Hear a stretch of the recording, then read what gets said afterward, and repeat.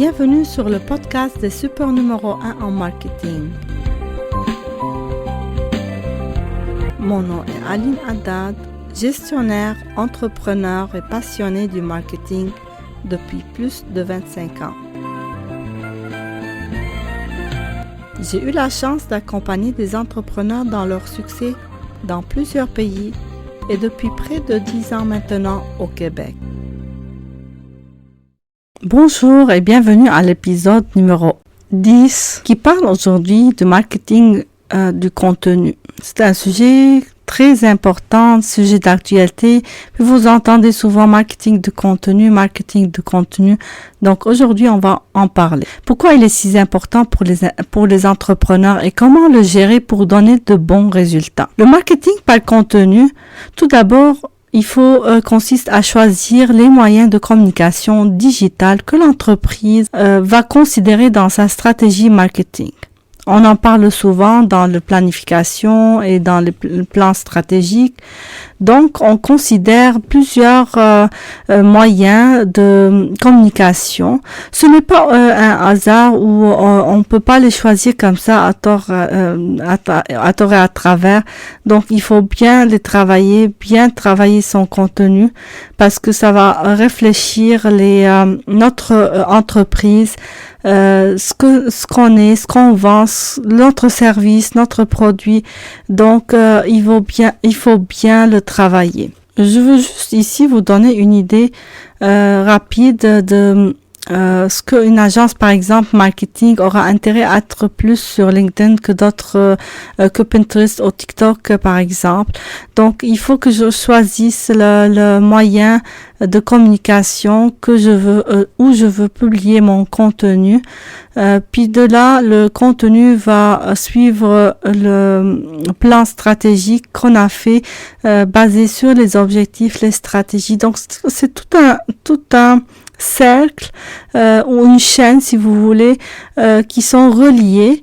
Là, d'après les épisodes qu'on parle, ils sont pas l'une après l'autre, mais vous allez trouver que tous les épisodes du podcast vont vers un seul but, c'est le marketing digital. Donc, le marketing de contenu est une partie de ce marketing digital. Après avoir choisi, vous vous rappelez, dans un des épisodes des médias sociaux, on a décidé lesquels moyens qu'on va utiliser comme réseaux sociaux, comme stratégie de marketing par courriel, le site internet, c'est quoi les communications numériques qu'on a, puis c'est quoi le budget qu'on a pour pouvoir travailler tout le contenu. Est-ce on est capable de le faire à l'interne? Est-ce qu'il faut avoir un besoin pour une agence pour le faire? Est-ce qu'il y a les moyens pour ça? Donc, il faut étudier toutes les côtés pour voir si on réussit à le faire de nous-mêmes. Surtout, on pense souvent aux entrepreneurs et aux petites entreprises qui ont des budgets limités. Donc, vaut mieux avoir une stratégie marketing, puis savoir ce qu'on est en train de faire un planification, puis quand on est organisé, puis on sait où est-ce qu'on va, on sait nos objectifs, on a mis nos stratégies, on connaît nos médias sociaux, là on pourra aller un peu plus en détail, planifier le contenu, puis le travailler. On va voir dans un épisode prochain comment réussir les vidéos aussi. Donc, je vous donne des astuces ici et là, mais ça tourne toujours sur le même sujet. On va réussir notre marketing. Donc, quand on a des choix on a fait le choix des médiums, on sait le message qu'on va passer, donc on va travailler le contenu. Souvent, comme je vous ai dit, quand on met les stratégies, on travaille le contenu. Moi, j'aime pas travailler le contenu en entier. Je choisis les dates les plus importantes, puis je travaille dessus. Mais je laisse des espaces vides entre les dates, dans le contenu. Parce que, comme je vous ai dit dans un épisode précédent, quand on a parlé des stratégies, qu'il faut tester. Quand on publie sur les médias sociaux, il faut toujours tester, analyser. Puis, si par exemple, moi, j'ai travaillé un contenu complet, puis j'ai trouvé que ça n'a pas donné un résultat, donc il faut s'ajuster. Puis, si j'avais fait tout mon contenu se basant sur une publication ou sur du contenu qui ne donne pas de résultat, donc tout mon travail va aller à l'eau, donc il y aura pas de résultat. Donc souvent au début, si vous voulez le contenu, quand on a un contenu, souvent il faut faire des tests pour savoir ce qui nous convient, ce qui marche sur nos communications, sur nos médias sociaux, tester notre SEO, notre site web, essayer de travailler des articles de blog, etc. Donc, puis voir les résultats, faire des annonces, puis aussi voir le trafic. Donc, c'est tout un système qui va rentrer dans le contenu numérique, le marketing du contenu ou le contenu numérique en fait, surtout parce que la réalité est là, on est en ligne, puis la majorité des affaires maintenant se font en ligne, donc c'est une réalité. Puis en plus c'est facile, on a de la chance parce que tout ce qui est numérique, il est facile à tester, facile à calculer, à faire on a de l'information, on a de data, on a des statistiques qui sont plus réelles que de faire une annonce sur la route par exemple, puis qui est un peu plus difficile à calculer les résultats et tout ça. Avec les systèmes, surtout les médias sociaux comme Instagram, Facebook, YouTube, puis le Google. Donc on a les moteurs de recherche en général. On a des chiffres vraiment très proches de la réalité. Puis avec l'intelligence artificielle maintenant, les choses vont encore être plus spécifiques. Donc le contenu est très important. Une fois notre plan et les stratégies sont là, on sait nos médias sociaux, nos médiums en général, on a besoin de beaucoup de personnes pour réussir notre marketing de contenu. On a besoin des photographes, des vidéastes, des designers, des illustrateurs, des copywriters, des personnes en marketing, des entrepreneurs qui travaillent dans plusieurs domaines médiatiques, etc. Donc, on a besoin de beaucoup de personnes. À part on parle pas aussi des développeurs, des informaticiens pour les côtés techniques, etc. Donc, on a besoin de beaucoup de personnes qui vont rentrer dans ce système de marketing de contenu. Si on n'a pas bien travaillé notre plan, on va se perdre, on va pas pouvoir orchestrer tout ce monde pour créer notre contenu. C'est sûr, la planification est très importante. Puis c'est le sujet de notre prochain épisode qui va être dans 2 semaines. Je vous suggère aussi de l'écouter parce que c'est très important. Une fois on a planifié nos affaires, c'est comme on fait presque 70% de travail parce que si on n'a pas un plan, on va aller dans tous les sens, on va perdre comme d'habitude de l'énergie, de l'argent et on n'a pas de résultat.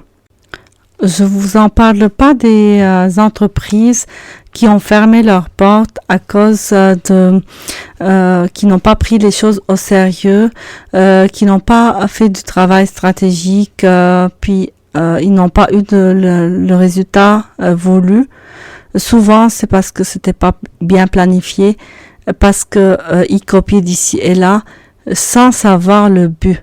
Moi, je connais des personnes qui juste copient leurs compétiteurs. Ils savent pas dans quel sens, c'est quoi la stratégie et le plan de leurs compétiteurs.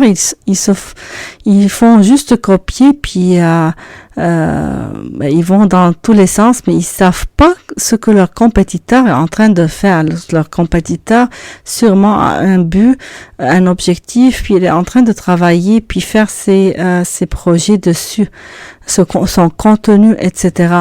Mais eux, ils prennent des bouts de contenu qui va pas leur ressembler, comme c'est pas authentique à eux. Puis ça va se voir à un moment. Les gens vont distinguer.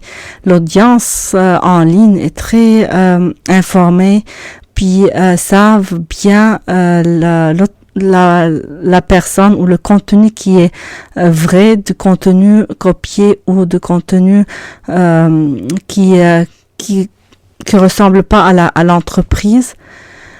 Ici, en parlant, j'aimerais parler du plagiat aussi. Les systèmes actuels, puis informatiques avec l'intelligence artificielle, c'est trop facile de savoir les personnes, soit le contenu qui est copié dans les sites web, soit même aussi dans les photos, puis je dirais aussi sur les médias sociaux, c'est rendu très important pour les plateformes d'avoir des produits authentiques puis original si vous voulez, qui viennent de la source. C'est pourquoi je vous dis souvent vaut mieux créer son propre contenu pour être authentique, puis pour que les gens aussi nous reconnaissent, nous distinguent des autres, des compétiteurs, etc. Donc, en petit résumé, une fois l'entrepreneur ou l'entreprise a choisi ses moyens de communication, elle a préparé ses objectifs, ses stratégies et son plan de communication, son plan stratégique. Donc là, il faut travailler le contenu. Ici, je parle aussi de contenu. Le contenu numérique ou le marketing de contenu, il contient aussi la communication par courriel qui est très élaborée, puis aujourd'hui, puis très très importante. Puis ça donne des résultats. Surtout quand on voit les tunnels de vente, etc. C'est basé sur ce système de communication par courriel. Donc, ce qu'on appelle marketing par courriel et les tunnels de vente. Donc, il y a différentes nominations, mais c'est le même principe. Toujours, je vous dis, puis je vous ramène au fameux épisode du système AIDA qu'on a fait dans la saison précédente. Il faut savoir quel est le message de chaque pièce du contenu à créer. Donc, il faut toujours se référer au système AIDA que beaucoup d'entrepreneurs, je vous dis, des personnes qui travaillent en marketing même ne le connaissent pas. Moi, j'ai eu la chance de s'approfondir sur le sujet avec mes études en marketing parce que ma spécialisation était le Consumer Buying Behavior ou le comportement de l'acheteur et du consommateur. Et je suis toujours intéressée par les études qui sortent sur le sujet. Puis ça intéresse beaucoup des scientifiques de toute façon. On en a parlé aussi. Donc les petits entrepreneurs font en général leur contenu eux-mêmes, ce qui leur prenne beaucoup de temps et d'énergie, alors que leur entreprise est trop exigeante sur d'autres niveaux. Souvent, le contenu dans les petites entreprises est créé instantané, sans planification, sans analyse et stratégie. Pour s'aligner sur un bon contenu, l'entrepreneur doit faire son plan stratégique de contenu qui est à la base du marketing de contenu. Sur quoi il va se baser? Je veux nommer quelques étapes, puis je ne veux pas trop aller loin, je veux me limiter à ça. Donc, tout d'abord, on a dit il faut définir le but de son contenu sur le plan AIDA. 2, il faut savoir quel est le message à passer. Bien définir le message pour chaque pièce de contenu, parce que faire un contenu juste pour un contenu sans message, sans rien, les gens vont se lasser puis vont vous abandonner, soit abandonner vos réseaux sociaux, etc. Ils vont plus s'intéresser. Alors par contre, s'il y a un message, s'il y a un bon contenu, les gens vont attendre, ils vont surveiller les morceaux de contenu qui vont sortir. Puis après, la troisième idée, est-ce que le contenu est visuel, audio? Est-ce que ça exige un copyright? Est-ce que c'est un texte? Donc, il faut choisir quel genre de communication que vous allez faire dans cette pièce de contenu. Planifier et faire son calendrier éditorial. Donc, une fois le plan est fait, on va aller, comme je vous ai dit, moi je prends les grandes dates, les importantes, puis je laisse un petit espace pour s'ajuster avec le contenu parce que, comme je vous ai dit, on fait des tests, on analyse les résultats pour voir si mon contenu est correct ou pas, est-ce qu'il faut l'ajuster, est-ce qu'il faut le changer. Donc, je laisse toujours dans mon plan un peu des espaces pour pouvoir faire mes tests, etc. Donc, une fois le calendrier est prêt, travailler pièce par pièce le contenu. Une fois le contenu est travaillé, il faut aller l'automatiser, ce que je recommande fortement parce que avec l'automatisation, ça fait gagner du temps. Puis maintenant, toutes les médias sociaux et toutes les pièces de contenu, soit aussi sur le marketing par courriel, soit les articles de blog, on peut les planifier en avance. Même les stories maintenant sont planifiées en avance. On peut préparer le tout. On n'a pas à se stresser à la dernière minute. Une fois tout est prêt, on planifie les dates et les heures de leur sortie. Puis moi, je suggère ici aussi de laisser, malgré que l'automatisation est toujours une bonne idée, moi je surveille parce que parfois il y a des bugs dans les systèmes. Juste s'assurer que les pièces ou le contenu est sorti au bon moment, sans problème.